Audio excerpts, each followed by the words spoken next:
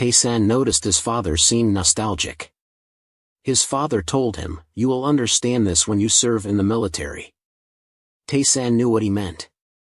Snow is just like white dung falling from the sky, isn't it? His father wondered, "You are not old enough, how do you know about this?" Realizing he had slipped up, Taesan quickly changed the subject by talking about their house renovations. "Our house is being rebuilt," Taesan said. He bought the neighboring land to expand the area. Although it was being renovated, it still retained its classic charm. His father said, "We can move in next month." His siblings asked, "Does this mean we will live in an apartment when we attend high school?" "Of course," he replied. "It's closer to the high school, and you can even walk.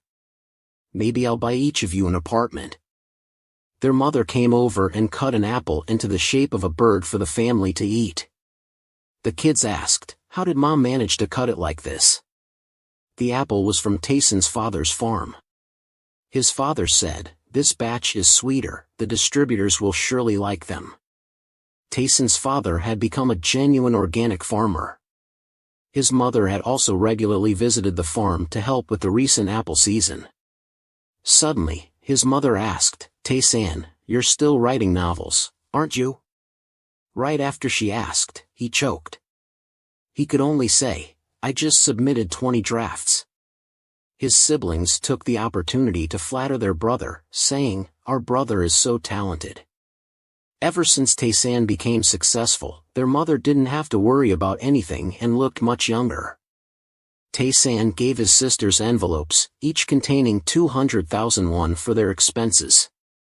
Having a brother like him is the best. Their parents also often asked Han about his finances. They thought he must work hard, while the family just enjoyed the benefits, but no one was greedy. His sisters were happy with just 200,000 won each. Everyone in the house remained the same, only Taesan seemed to have become a different person. His stocks were now worth over 100 billion won. Because he earned so much profit, the stock company would list him as a suspect. It was also the company he would have worked for in the future. Taesan wanted to talk to his mother. He planned to go abroad for a while to prepare for a bigger plan. His mother wondered, why does Taesan suddenly want to go abroad? He said, "I want to travel to gain more experiences for my writing career." But his mother was concerned, "Is it okay for you to go alone?" He reassured her, "I'm grown up now, not a kid anymore."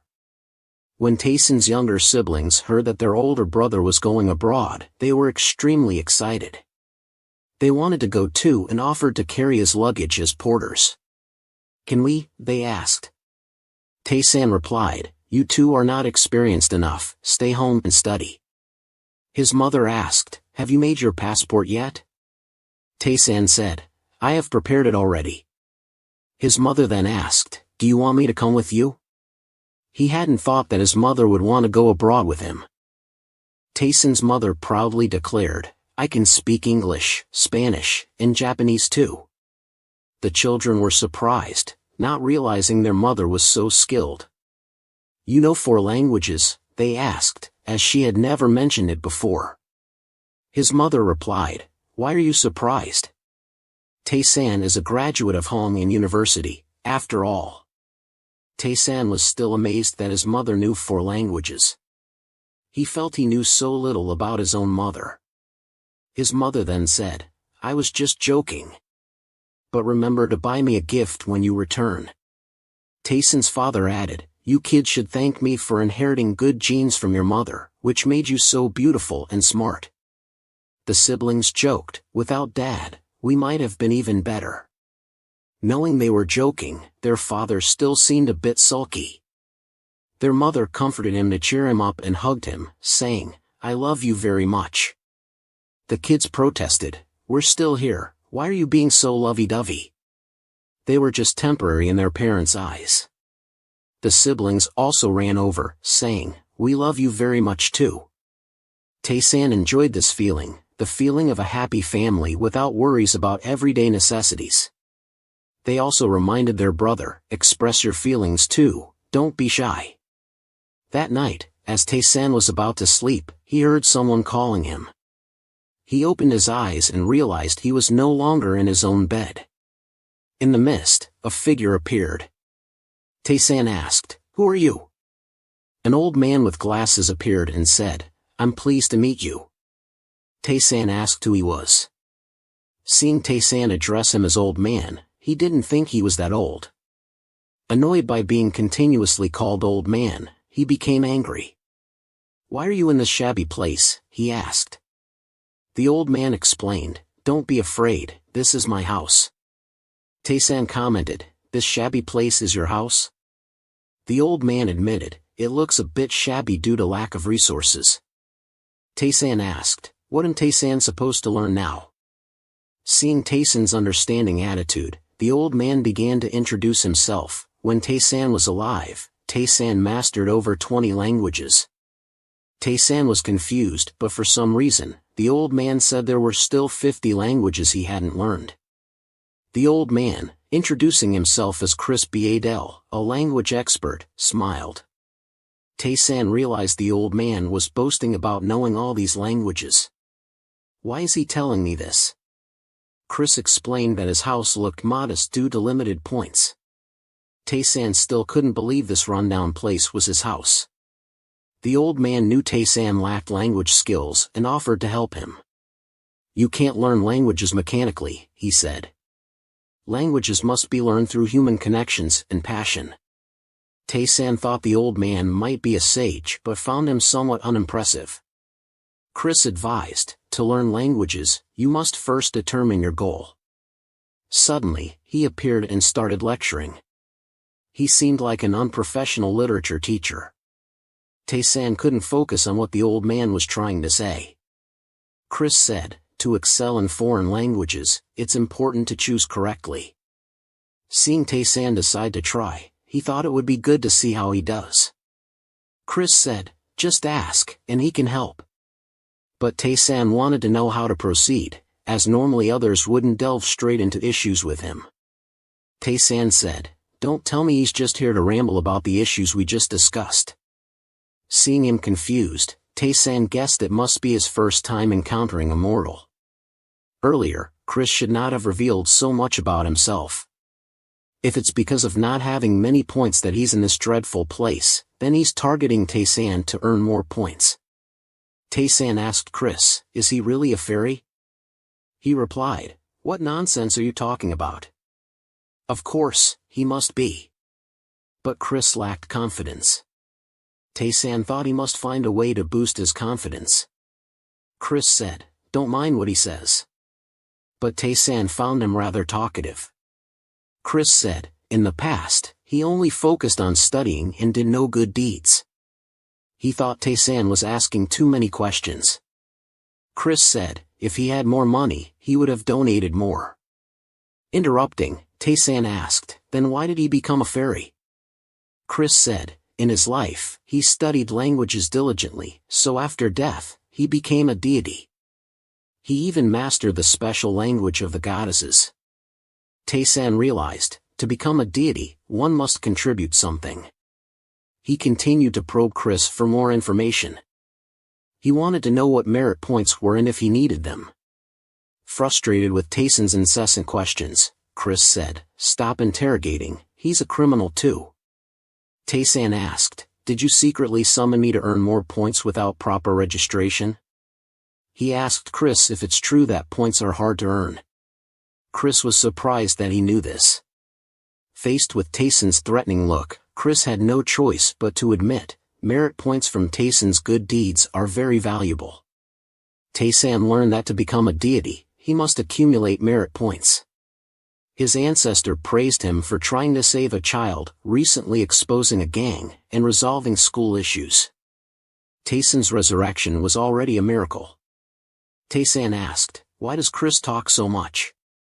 He couldn't just sit back and enjoy the merit points. Chris said, "That's not his intention." As Taesan said earlier, what else did he say? He replied, "That's just theory, don't misunderstand him." Taesan said, "There must be a give and take, Professor." He asked, "How many points are needed?" Chris didn't expect him to be so direct. He demanded, 50% of your merit points. Taesan said, if you take them without consent, that's illegal. Chris replied, that's why I'm talking to you, 50% is too much. Taesan offered only 20%, but Chris, being greedy, complained, that's too little. 20% is only enough for building a temple and laying a stone path. At least let him plant some flowers. Taesan thought, maybe 30%? But he quickly added, there's no way it will increase. He told Chris to find someone else, as he could summon others too. He asked Chris if he knew who he would call. Taesan is the descendant of someone second only to the Jade Emperor. He can summon anyone he wants. Hearing about his ancestor, Chris was so scared he fell backwards. Seeing his reaction, Taesan asserted, your father must have a lot of power and influence. Finally, Taesan stopped beating around the bush and raised his offer to 25%. After all, Chris could speak 20 languages. Chris, moved, said, I didn't think Taesan would get that much. He found Taesan very generous and thanked him. But Taesan noticed Chris's home had more of a Chinese influence than a Korean one, despite having many Korean designs. Why didn't he build in that style? Chris explained, he prefers Chinese architecture. The next morning, Taesan began the first step of his plan. He went to the branch office of a bank with branches in South Korea and requested to meet the director with the receptionist. She asked if he had an appointment, but he said he didn't. The receptionist then refused to let him meet the director, as he doesn't meet people without appointments. Taesan wasn't in a hurry. He took out a file from his briefcase. Taesan wanted to propose a big business deal, so he asked her to send the file to the director, warning that he would look elsewhere if missed. He winked at her and said, just read it and the director will understand. The receptionist hesitated upon hearing it was a big deal. Taesan remained confident in successful negotiations. The receptionist told him to wait and took his file to the director. Taesan hadn't been to the bank in a long time, as it was near his former company, where he used to frequent. Now, with his status changed, his feelings were different. If before it was just ordinary transactions, now it is different. The receptionist came down to invite Taesan to the director's office for discussion. Sometimes he felt nostalgic, but returning to the past would only be for the first time. He never thought he would come this far. Now he was meeting the director of the Hong Kong bank branch, who only meets directors of large companies. Don't be afraid, Taesan, everything is just beginning. A foreign man greeted him, the branch director, named Stephen Ben. Taesan introduced himself to the director in English without needing a translator. Mr. Ben complimented his pronunciation, asking if he had studied abroad. It seemed Chris's abilities were working on Taesan. He said he was self-taught. The director's assistant brought in tea. This tea set was usually used only for special guests. Mr. Ben asked if he liked tea, and Taesan enthusiastically replied that he loved black tea. The director didn't expect him to also like black tea, his favorite kind. Mr. Ben said, if black tea isn't brewed with the 3-3-3 rule, it doesn't taste right. 3 grams of tea, 3 minutes, 300 milliliters of water, that's the standard. Indeed, the tea was made by an expert. While enjoying the fragrant and relaxing tea, the director appeared mature and robust. It doesn't quite match your age, Mr. Ben curiously asked Taesan. How old are you? You look like a junior high student, but... Taesan replied, next month, I'll be a senior high school student. Both the director and the assistant were surprised by his youth. Taesan showed both his student ID and personal ID, leaving them no choice but to believe him. Taesan finished his cup of tea and politely asked for another. Director Ben had read through Taesan's documents. Seeing the enormous figures, he couldn't believe his eyes. Indeed, Taesan's stock account was worth at least 250 billion. The director went straight to the point, asking Taesan his purpose for the visit. He asked if Taesan wanted to manage a fund, but Taesan clarified that his purpose was the opposite. He wanted to borrow money from the bank. The director couldn't believe someone with so much money still needed a loan. This bank was a subsidiary of the Hong Kong Commercial Bank. The bank had many subsidiaries investing in stocks. Taesan wanted to start a Hong Kong investment corporation. He planned a big venture and needed their help. Director Ben asked if Taesan had ever owned a corporation. He replied no, but he would be flying to Hong Kong tomorrow. Taesan wanted Director Ben to help him contact the headquarters there. The director didn't expect Taesan to aim for multinational business. Taesan's thinking was unlike that of a typical young person. The director agreed, as Taesan was now a major client of the bank. He wanted to know how much Taesan wanted to borrow. Although young, Taesan was treated like a VIP by Director Ben. Taesan stated he wanted to borrow $1 million using his stock account as collateral. Both the director and the assistant were surprised that a student intended to borrow such a large sum. Why be surprised? With $1 million, Taesan planned to rapidly multiply it. At the cafe, Lawyer Du helped Taesan register his business license. He told Taesan that teenagers could certainly start businesses, but it wasn't simple. He asked if it was okay, given that Taesan was still studying. What would his parents say? Since Taesan always scored the highest in practice exams and ranked first in school, his parents wouldn't object. To get the certificate and seal, Taesan needed his parents' consent. His corporation could only be established with a family relationship certificate. His parents would be responsible for family finances, while Lawyer Du would handle the asset auditing. He complimented Taesan. Being both a top student and heading a corporation is extremely impressive. Lawyer Du was curious about the corporation's name. Lore? Taesan said, nothing special. It means Legend of the Lord. The lawyer didn't expect the name to be so meaningful. Was the name of the corporation a bit too grandiose? Taesan explained, isn't everyone in this country descended from a lineage? Naming it that way has no profound meaning. Actually, LOR is also an acronym for Return to Legend. The lawyer didn't quite understand. A legend is already quite special. Taesan couldn't reveal to everyone that he was a reincarnated person. Alright, Taesan will step by step become a legend. At a luxurious restaurant on the top floor, Taesan wasn't sure which dish to eat first. Although he couldn't drink alcohol, dining at such a fancy restaurant wasn't too bad. Enjoying a buffet in places like this was also great. Taesan opened a can of Coca-Cola and poured it into a wine glass to enjoy. One should have company when eating out like this, he thought. Someone was approaching Taesan. He looked up to see who it was. A beautiful woman with a perfect figure and mature demeanor appeared before him. He didn't expect to see someone so attractive. She stood in front of Taesan, who was so distracted he accidentally spilled his Coca-Cola. She asked, "Are you CEO Young Taesan?" The beauty of a mature woman was always captivating.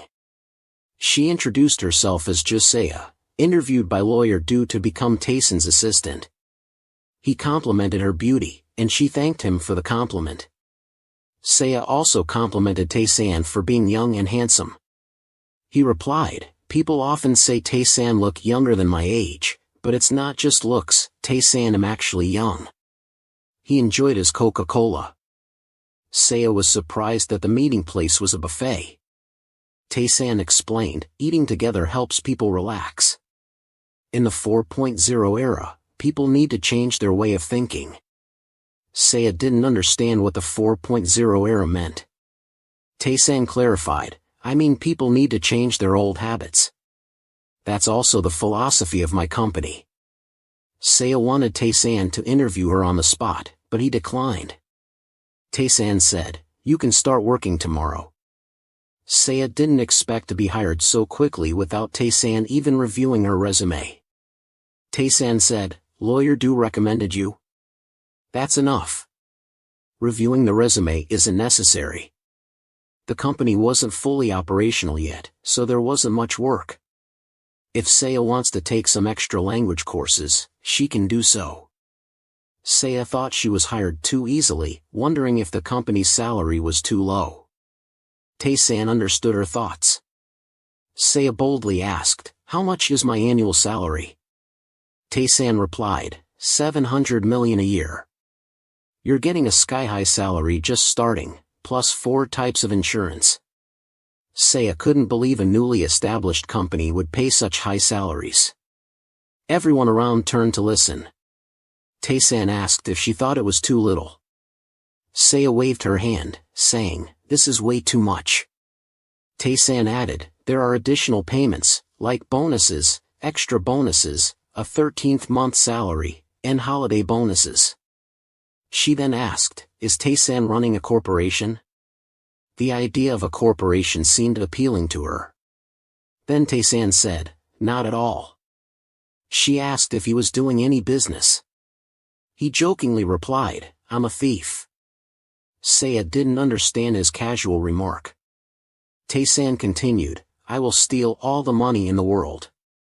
The next morning, at Enro Airport, people from various countries were speaking different languages, but Taesan understood them all. Overnight, Chris had added even more languages to his repertoire. He bought a business class ticket to Hong Kong. People were slightly annoyed seeing him bypass the line straight to the plane, but they began to admire him upon realizing he was in the A cabin. Someone even asked if he was an idol because of his good looks. The female flight attendants took turns greeting him, flattering him. They listed the privileges of VIP passengers and asked if he wanted to drink. Like praying to God above, "You're still a student, how can you drink alcohol?" "So, the flight attendant gave you something, a small folded piece of paper." Opening it, Taesan, it turned out to be a flirtatious letter, complete with the flight attendant's phone number. Even on the plane, you couldn't find peace. Landing at Hong Kong Airport, you quickly changed into a suit for an upcoming meeting. Someone called out to Taesan. She was holding a sign with your name in Korean. You responded, and she seemed quite familiar with the situation. She introduced herself as Clay, your secretary for this visit. Representing HSBC, she came to welcome you. You introduced yourself as Daniel and suggested she call you that. Thus, you made another beautiful acquaintance like Clay. Clay escorted you to the company, asking if you had eaten. You replied that you had a light meal at the airport. She asked if you were a thrill seeker or from a prestigious family to take such bold risks. You clarified that your father was just an organic apple farmer. Clay mentioned her fondness for apples. You promptly invited her to visit Korea and offered to show her around the farm and traditional house. You were pleased to meet a beautiful and lively woman like Clay. Wondering how there could still be someone as attractive and fun as her? Observing Hong Kong's streets, everything seemed fascinating. You were curious to see how its culture differed from Korea's. Arriving at the HSBC building, the driver and Clay respectfully invited you out. Looking up at the towering skyscraper, the headquarters of Hong Kong's commercial bank, you thought about capitalizing on the opportunity. At the top floor, key employees praised Taesan's talents. Reading your report, they were astounded by your vast wealth at such a young age. The bank's legal team confirmed your wealth was entirely legitimate, but they wondered if you were a secret heir. All evaluations of Taesan indicated a potential S-level client. Daring to mortgage an immense asset for a $100 billion stock account as collateral for a $100 million loan, you were seen as a promising source of substantial profits for the bank. The assistant advised the director not to worry, as the interest rate was 15% per annum. The deal promised perfect profits, albeit with very strict terms. Clay informed you that the directors were waiting and suggested going in. The department head and director were speechless upon seeing you. Clay announced your arrival as CEO Jang. They welcomed you to Hong Kong. The man with glasses was Leo Stingwatch, HSBC's financial director, and next to him was Harry Lotion, the department head. Hearing their names, you recognized the director as a member of the British nobility. Standing before the financial conglomerate's director, Taesan remained calm, impressing the director. Knowing your family background, the director asked if you were studying in the UK. You replied that you were just interested in England, acknowledging the Stingwatch family's fame. The director felt a closer connection upon hearing their name. Leo asked Clay to leave so they could speak privately. Feeling more at ease without Clay, you were invited to sit and have tea. You mentioned fondly remembering the taste of black tea from the Korean bank branch's office and requested a cup. The department head poured a cup of black tea for you. Director Leo praised Taesan as his favorite Korean to date. He complimented your excellent and fluent pronunciation. The department head was very curious about you. Taesan said, "Go ahead and ask, I'll answer." The department head asked if you were developing a new stock investment program. He was ready to invest in obtaining its rights. Even the director didn't expect such ambition from his department head. The two of them looked at each other. Taesan said, "I'm just investing instinctively." They couldn't believe instinctual investing yielded such massive returns. Taesan said, "Looking at the charts, Taesan can write which ones to invest in. It's like a divine blessing." Both didn't believe in divine intervention, let alone blessings. The director thanked you for the collateral asset documentation. The bank agreed to let Taesan use stocks as collateral for a loan. In Hong Kong, citizens over 18 can establish a single-member company. The bank offered to assist you with this. Taesan thanked the director, promising not to disappoint the bank. In Korea, foreign investment profits are tax-free. Signing and receiving foreign investment would exempt your company from taxes. Taesan wanted to use Hong Kong as a hub. You plan to open numerous tax-free companies and funnel the money into a Swiss bank for security. This would keep your funds untraceable. The director said the money would be transferred to Taesan's account as soon as the company was established. You were pleased with the bank's efficiency. The director said, "Sign this contract, and all legal, administrative, and settlement services will be provided for free." It was raining outside, and Taesan decided to walk back to his hotel. The rain reminded Clay of winter rains in Chicago. Taesan asked, "Did you live in the US as a child?" Clay replied, "I studied business management in Chicago." Taesan commented, "Your family supports neoliberalism, being Chicago students." Clay was only interested in the strength and bravery of capitalism. The rest didn't matter to her. Clay noticed a change in Taesan's eyes after leaving the office. She asked if something had happened. You smiled but didn't reveal anything. Inside, you hadn't signed the contract. Taesan wanted to renegotiate the terms. The director couldn't understand why you wanted changes. The terms were perfect, with a low-risk interest rate of 15%. Taesan wasn't concerned about the bank's terms or interest rates. The two didn't understand why you wanted changes. Taesan wanted to increase the loan amount. The director asked, "How much do you want to borrow?" Taesan smiled, "I want to borrow $200 million, with an interest rate of 20%, for 1 year." They couldn't believe you wanted to borrow more and even increase the loan's interest rate. The director was astounded by your audacity. Taesan felt there was no sound as pleasant as rain, a sentiment shared by those who cry in cars, not by those happily riding bicycles. Clay preferred the sound of rain at the sea. The traffic light turned green, and the two of you crossed the street. Taesan noticed a brakeless motorcycle speeding towards them in the distance. The driver warned Clay, "Danger, get out of the way." Before she could get her bearings, she was pulled away. With a firm grip, he held her close to avoid a motorcycle collision. He asked Clay, "Are you okay?" This heroic act of saving the beauty in the rain deeply moved Clay. The two of them exchanged a deep, lingering look. As soon as Taesan turned 18, he immediately went to take his driving test. Luckily, he passed on his first try. Now with a license, Taesan was eager to get a sports car and cruise around the city. BMG Investment Limited, a company he secretly established in Hong Kong, stands for Big Mountain. Its English name is Taesan Corporation, which had just merged with a company in America. Thus, tax authorities would take a long time to find Taesan. From now on, he will dedicate himself to making a significant impact in the market this year. The stock market will soon present huge gains and losses. These opportunities are like a double-edged sword. Used wisely, they can change one's life, but a single mistake could lead to ruin.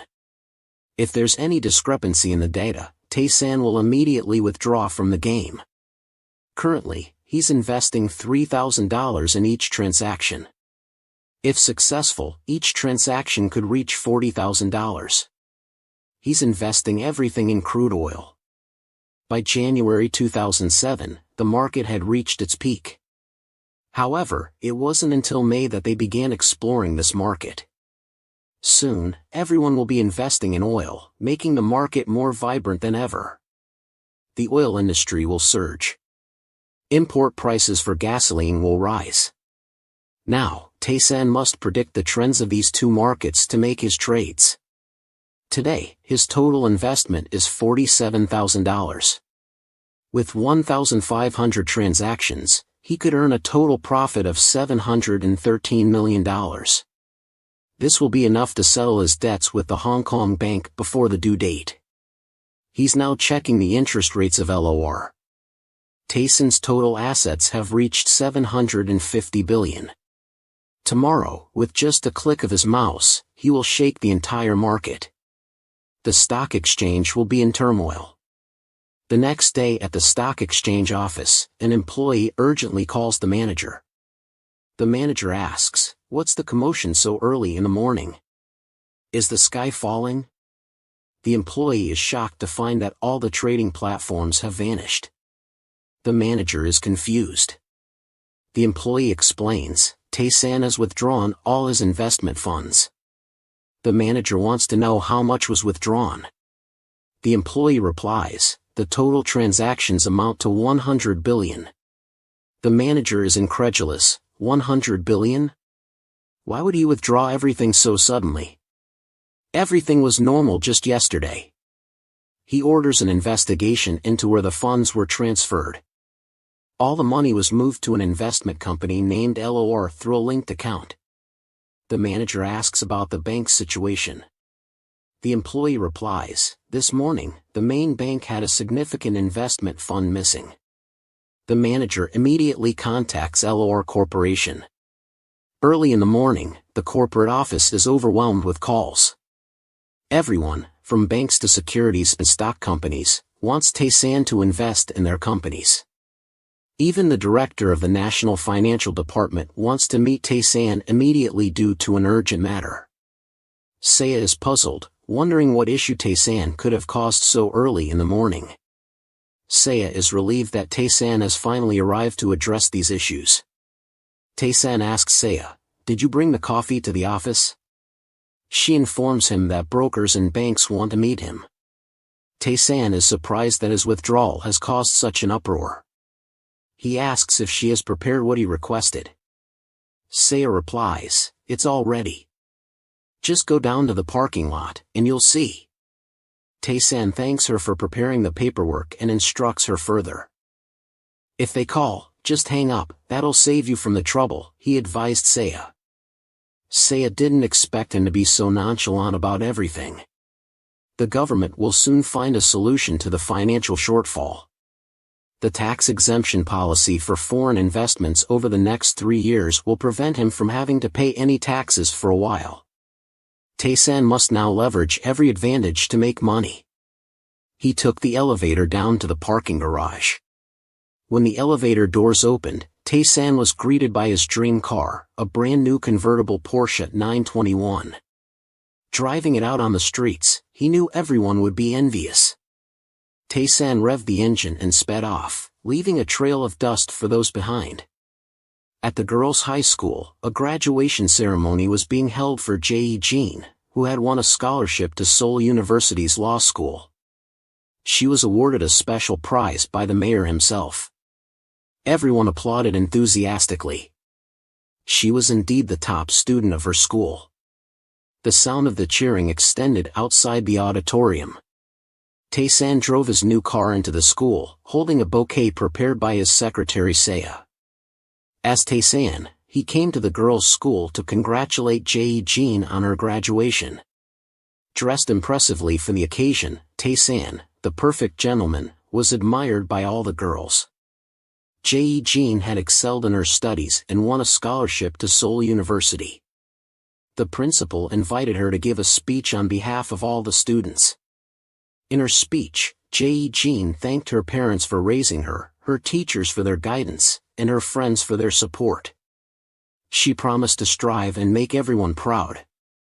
When Taesan entered backstage, everyone turned to look at him. The parents looked as if they were seeing their first love, while the girls found him pleasing to the eye. Seeing Jae-jin speaking, Taesan realized he wouldn't have to spend much time looking for her. Jae-jin seemed to notice him and was happy he came. He waved to get her attention, but then someone else approached and hugged Jae-jin from behind. She said she had been waiting for this person, who wanted to take a photo with her. He looked like a successful businessman, a perfect match for her. Her mother offered to take their photo. Everyone's attention made Jae-jin blush, so he joked, "If you admire her so much, why don't you print her face on something and wear it?" Not expecting his crush to be with someone else, Taesan was heartbroken. Jae-jin remarked, "If you keep this up, no one will want to marry me." He said, "Don't worry, because I'm here." Seeing them so affectionate only made Taesan's heartache worse. No matter how beautiful the bouquet in Taesan's hands was, it seemed useless now. Now he understood why Jae-jin hadn't been responding to his messages lately. She had someone else by her side, while he was clinging to memories of his first love, living and dying by them. Taesan was still suffering from this love. Seeing her with another man made his heart ache. Someone approached and said that he was Jae-jin's senior at school. Her father approached and shook hands with another man, saying, "It's a great honor that my grandson is valued by your daughter's father." Her father politely said, "I hope the judge will pay more attention to Jae-jin in the future." The man replied, "These kids nowadays know everything, it's hard to pay attention to them." Taesan realized the man was Judge Lee San-suc, a political figure and the Chief Justice of the Supreme Court. No, he would later be nominated by the president as the Chief Justice. Both families seemed well matched, as they would both become Chief Justices of the Parliament. Jae-jin's mother called him Young-seo and asked her to stand closer to him. Taesan remembered who he was.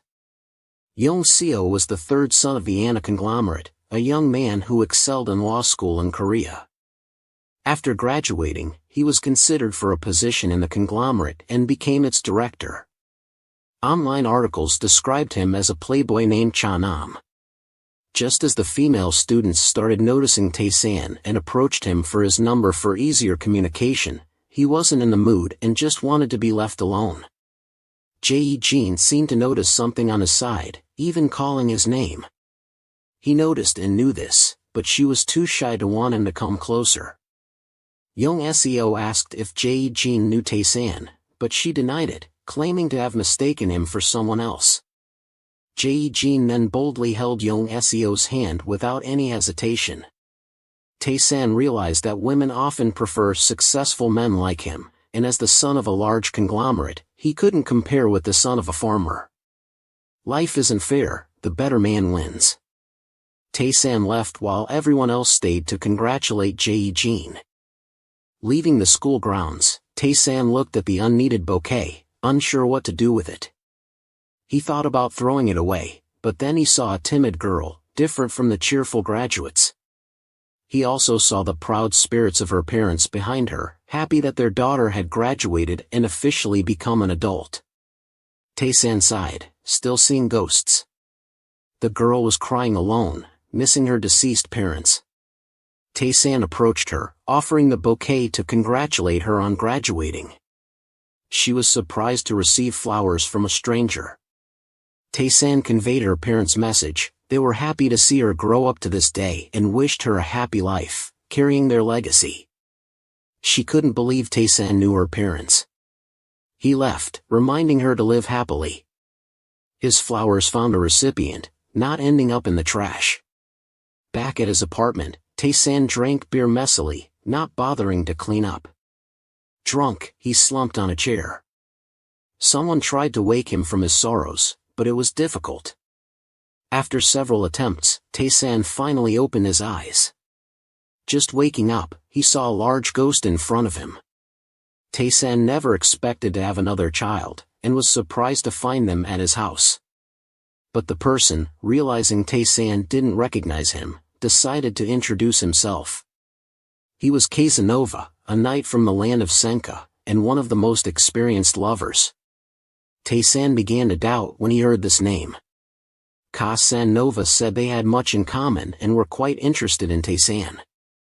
Taesan couldn't believe that Casanova would appear like that. Casanova was a highly respected legend. He proposed a deal to Taesan. Taesan was uncertain about Casanova's identity, as he was born in a prosperous city. At just 15, he became the head of a monastery, and at 16, a law doctor, thanks to his mastery of science. Casanova became a famous merchant, enough to make Taesan want to cooperate with him. In Hong Kong, Director Ben and the manager were surprised that Taesan repaid his debt so quickly. As soon as he finished, he withdrew all his funds from the linked bank account.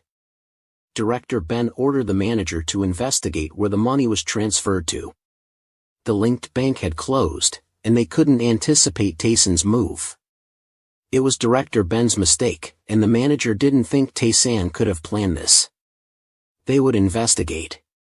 Director Ben was overwhelmed, as few could borrow $200 million like Taesan did. They discovered Taesan's account balance in South Korea was rapidly increasing. He was investing in Nugo stocks. Director Ben asked about the interest rate. The manager replied it was only 1%. They wondered why a risk-taker like Taesan would accept such a low rate. If Taesan chose Nugo, it meant he was aiming for long-term investment or just resting. Director Ben instructed the manager to keep in touch with Taesan through the branch director. Although confused, it seemed Taesan held a secret. On his way to the Taesan Corporation, listening to today's economic news, his investment in oil had already earned 20%. The Lunar New Year was approaching, and the products from Taesan's company were about to launch new products, creating a buying frenzy. His profit would increase to $285 million with 300,000 new transactions. In just a few days, he had earned $400 million, totaling $600 million with his capital. Taesan planned to secretly transfer all his earnings to his secret banks. Thanks to Casanova, he understood market indices, allowing him to invest in areas other than Taesan stocks. Understanding the core values of business, he could easily operate it. His mood instantly recovered after being dumped by his crush. Controlling his emotions was no longer an issue. For Taesan, even breaking up required skill. Now, his relationship with Jae-jin would be just junior and senior, nothing more. He was as excited as when speeding up. Taesan was so stable that he wished for Casanova, who had cheered him up for the new year. Stepping out of his convertible, Taesan was amazed to see his house upgraded to a new level. It was fitting for someone wealthy like him. The old tiled roof was completely replaced, and the dilapidated walls were rebuilt. Suddenly, Taesan found himself missing the old house more.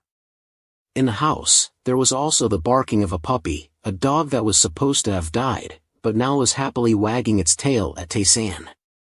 In Taesan's house, the sounds of relatives pleading with his father for help could be heard. They wanted to borrow money from his father as the interest rates would be lower. Taesan's relatives were shameless. They came home for the Lunar New Year but were insincere in front of his grandparents' memorial, only interested in asking his father for money. His mother, in recent days, had to tolerate them the most. When Taesan proved himself to be the pillar of the family, he would shut those people up. He didn't bother to ring the doorbell but shouted loudly, "The eldest son of the parents is back." His mother came out to open the door for him. Knowing what was happening inside, he still asked, "Why are all my uncles gathered here?" These relatives, upon seeing him, didn't bother to be polite, acting as if no one was there. His uncle asked his father to continue the story, inquiring how his father suddenly had so much money and if it was left by Taesan's grandparents. These greedy people were demanding money from his father, showing no respect at all, acting as if they owned the world. Taesan interrupted them to draw their attention. He said, "It's been so long, Taesan almost forgot who they are, and now they show up in my house." These people started lecturing him on how to greet and suggested that a child like him shouldn't meddle in adult matters. Aunt Manhwa scolded Taesan for his lack of manners when meeting elders in the house. Taesan retorted, asking why they suddenly appeared, noting that they didn't even show up on his grandparents' Memorial Day and had no right to lecture him. He suggested they should look at themselves before criticizing others. His uncles were incredulous that they were being taught manners by someone as young as him. His aunt questioned who taught him to speak like that, and if it was his mother. Taesan's mother couldn't stand her sister-in-law and had to sit down, leaving Taesan to handle it. He ignored his uncles and aunts, which made them angry enough to stand up and criticize him. These people dared to call themselves adults, which Taesan found laughable. None of them were more significant than his father to deserve respect. His father had endured enough. An uncle attempted to hit Taesan for being disrespectful, but Taesan didn't care, sure it would create a loud scene. His uncle couldn't believe that Taesan blocked his attack. His father had had enough of these disrespectful people. The kind father of Taesan rarely got angry like that. His aunts and uncles were afraid, of course. Taesan's father had to be tough so that those people would not think of bullying. If anyone had the intention of touching his family, his father would flatten them. Those uncles were scared and could not say a word. Taesan had never seen his father so cool. His father asked his uncles what they were doing, and they said, "Why are you so angry with us?" His father said in a stern voice, "I don't dare to be your brother." Now they acted like they didn't understand why he was angry. His father told Taesan, "Don't be rude to the elders, apologize to them quickly." His father also acted like the leader of the house, and told them to apologize to his son. Taesan bowed and apologized, and his aunts and uncles did the same. Those relatives did not want his father to be angry and not lend them money, so they said, "We were wrong just now," and took turns to admit their mistakes to him. Taesan's father said, "If you need money, ask Taesan, he is in charge of the finances in this house now." His father now pushed all the troubles to him to deal with, and went to hide with his wife. The Lunar New Year holiday ended, and the group returned to work. Saya brought a gift for Taesan. Saya and her mother had gone on vacation in Australia during the Lunar New Year holiday. She accidentally bought a bottle of medicine that only men had to use for him. She told Taesan that he always had to work late, so this medicine would probably help him. Taesan looked at the box and saw a kangaroo, and asked if he would become a kangaroo after eating it. Saya didn't know, but it was very expensive, so Taesan should take 1 pill a day. That way, his male problems would be maintained. Looking at this bottle of male enhancement medicine, he thought that only Casanova would suit this type. The end of this holiday meant that Taesan had to go back to school. If Saya knew that he was still studying, would she quit? Taesan continued to study the indicators on the stock market this spring. His stock transactions increased. This time he would participate in a new stock market, so he had to be careful. From now until 2009, the world would shake again. The 2008 world crisis would cause the U.S. economy to falter. The U.S. Federal Reserve began to increase the value of its money supply. The economies of other countries would decline, but the U.S. would still maintain the value of its currency, and become the top one of the world's economic powers. He had to be very careful at this time, because if he was careless, he would miss this opportunity.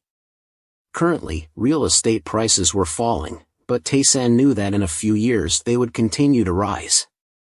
If he got involved, he would easily be targeted by others, but Taesan only needed to stay in the shadows and influence the prices, and he would soon dominate all economies. And the economy always had to follow the influence of money. Whoever controlled the money would control the world. Saya was counting the money that Taesan had used. The company card payment, all of which were spent on paying for things from grocery stores, paying for the net monthly, and then paying for pizza. Saya wondered, why would a CEO like Taesan use a card to pay for such trivial things? And Saya also didn't understand how Taesan could eat so much by himself. She thought, could it be that Taesan was dating a girlfriend? This thought of Saya was absurd, because even if there were two people eating like this, it would be too much. Lawyer Du looked at the expense report and understood the reason right away. He felt that it was not appropriate to tell Saya the truth yet. Looking at this expense report, the problem was that Taesan didn't come to work for the whole month. She was even more puzzled by this mysterious CEO.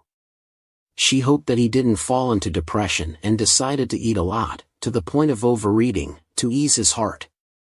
When he got home, Taesan was still working continuously. He didn't understand how his friends could eat so well. They spent the whole day at the net cafe eating pizza, and now he felt like vomiting when he saw pizza. Usually, students would go out to eat after studying, but even though the school food was nutritious enough, his friends still ate like pigs. And of course, the person who paid for them to eat was Taesan. Now he could buy all the snack shops if he wanted to. Today was an important day for the stock market. The U.S. market would open for trading early in the morning on the first day of April, which would be 10:30 p.m. in Korean time. Now he just had to count down the hours until the trading session. Taesan had saved up all his money for this moment. His funds and bank accounts had reached 1,000 billion. He would spend all that money in one go today. Today would be the day Taesan made his debut to the world and let them know of his existence. Last week, he had disrupted the entire stock of New Chelsea by short selling it under the form of margin lending. Today, he would buy back the right to sell the stock under the field of New Chelsea. Now Taesan would fire the first shot at the sudden changes in the stock. He started counting down to the trading session. Taesan couldn't miss any moment. A miss is as good as a mile. Taesan had to be fully focused to do it. And now the U.S. trading market has officially opened. Unlike the Korean stock market, the U.S. stock market only went up and never went down. But now all the indicators were falling sharply and there was no sign of rising. Even the big companies in the financial and securities sector had to accept that their stock prices plummeted. The U.S. economy officially collapsed, dropping 10% as soon as the trading floor opened. From now on, the big players in the industry officially fell to the bottom. But he couldn't rejoice for long before Taesan was pulled up to the fairy world. He didn't know which god or fairy had noticed him again. It turned out that Chris summoned Taesan out. Seeing him look happy, he guessed that something fun must have happened in the lower world.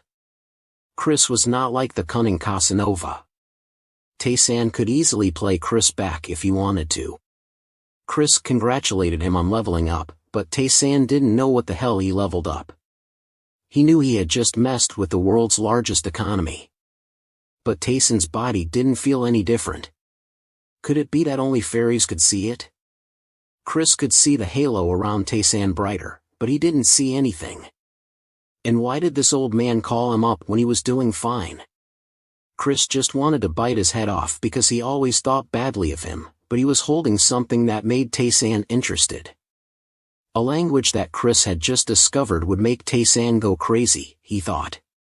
He didn't care much about languages, but his parents had taught him to be polite to the elderly, so he pretended to be interested. Chris had discovered an ancient language that had been passed down for a long time. It was the rune language, the language of the ancient Norse gods. Taesan had heard of this language in novels and games. It was the language of magic. Whoever understood this language would have magic in their hands. Seeing Chris's confident face, he must have mastered it already. Could it be that Taesan would be able to use magic after learning this language? Chris was sure he had succeeded in arousing Taesan's curiosity, but he couldn't let him be pleased. He pretended to be very busy now, so he had to go home and had no need to learn. But Chris said he would try to teach him quickly. Now the $1 trillion last night had made 5 times the profit, and so Taesan's money kept increasing exponentially. He had become a legend of the financial world. Even the legends of Wall Street had to call Taesan Grandpa. By 2010, people estimated that $21 trillion would be invested in tax-free countries. His $5 trillion was just a grain of sand in the desert. Taesan was not satisfied. The phone on his desk suddenly rang. It was his sister calling. She asked him if he was working or studying. She wanted to do something to snack on tonight, and she wanted Taesan to join. His sister wanted to cook tteokbokki, but this dish was only eaten when there were guests, so he asked, "Is anyone coming over?" 2 of his sister's friends also came over, so Taesan would go to his sister's house later. He understood the problem, then he hung up. The food of the 2 twins in his house was delicious. He felt hungry just thinking about it. But he only ate the food his mother cooked, and Taesan only knew how to cook ramen. But suddenly someone asked him if he wanted to learn how to cook. He turned around and saw someone summoning Taesan. Finally, it was not those boring old men anymore. But Taesan still didn't know who it was.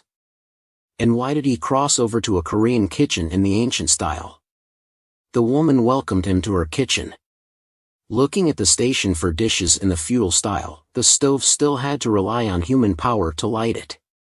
The woman introduced herself as Chef Kim, the only woman who had succeeded in becoming the master of the royal kitchen. So Chef Kim also became a fairy? Why did they keep appearing in front of Taesan like this? Chef Kim didn't believe that Taesan knew her. Of course Taesan knew, not just him, but the whole of Korea knew her. They called her Chef Kim. The people in the lower world called her name very respectfully. Taesan didn't understand why she suddenly appeared.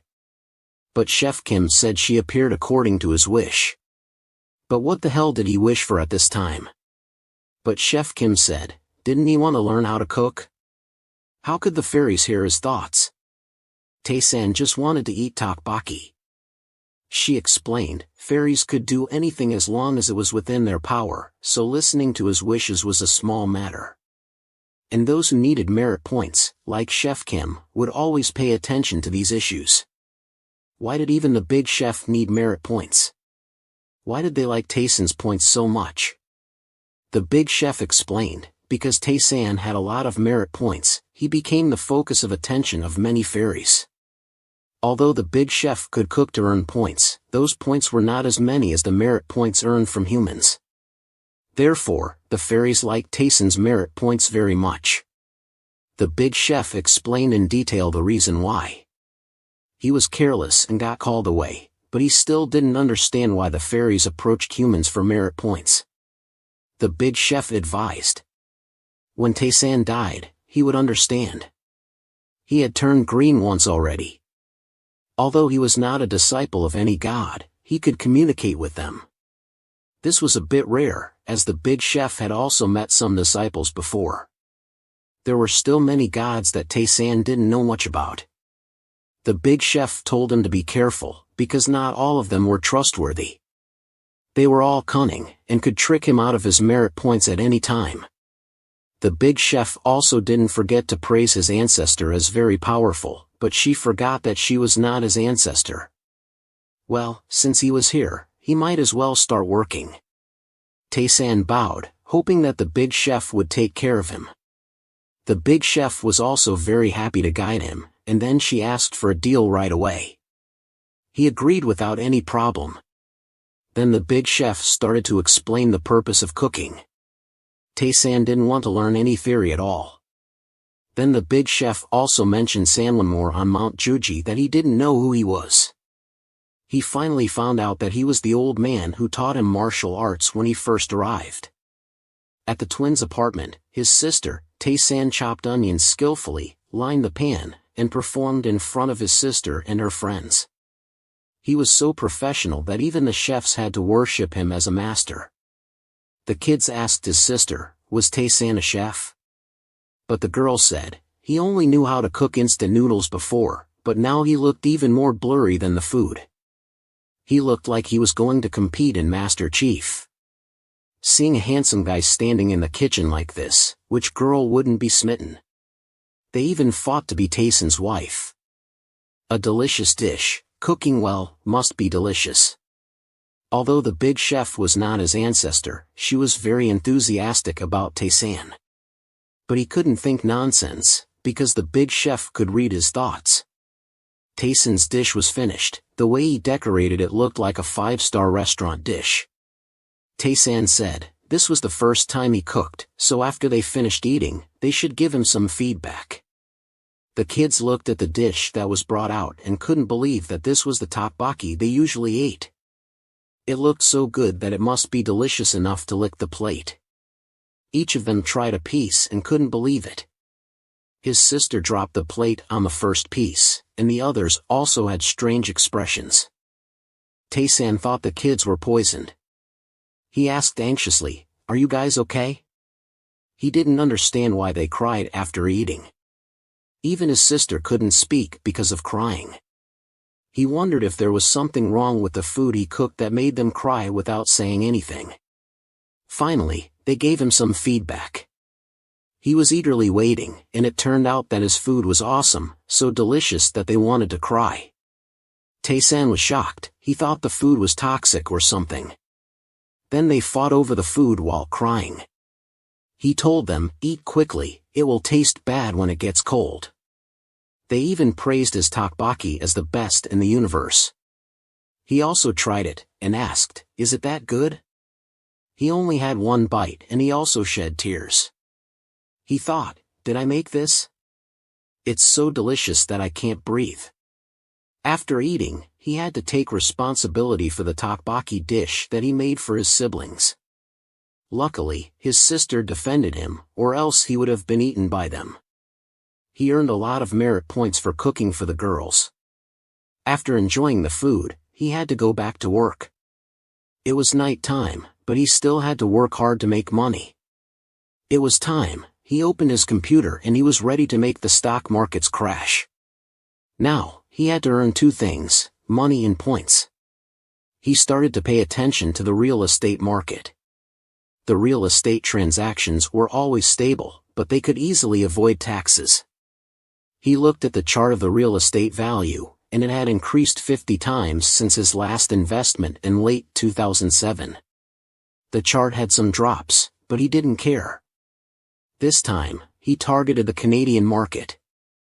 The value of the Canadian market was also affected by his transactions. He continued to increase his trades, and the more he traded, the more money he made. From now on, the game was over, and the money of the countries that invested in the Navy had to go into his pocket. He transferred the money from the Canadian market to the Japanese market, and invested a total of 1 billion yen in the second largest economy in Asia to make a profit of 4 billion. The rest in the Canadian market was used for other transactions.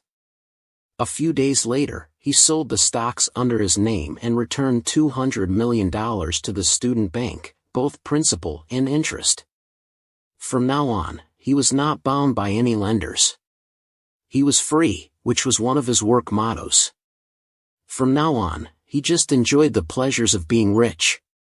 The Korean stock company was once again shaken by him. The staff always monitored his activities, but they couldn't track him anymore. He canceled all the transactions on the Korean market, and he sold all his stocks in one night, leaving the staff clueless about how to face their managers. Now, his stock account only had 10,000, and all the linked accounts were cut off. He came and went like a storm, and all the stock players followed him, even though they didn't know him, but they all admitted that he was awesome. Everyone decided that they had to find him, and they couldn't let him disappear. An investigator found out that Taesan had moved to the foreign market. The investigator reported that one of his friends in the foreign company said that Taesan had transferred 100 billion to his personal fund. The manager asked, "Are you sure?"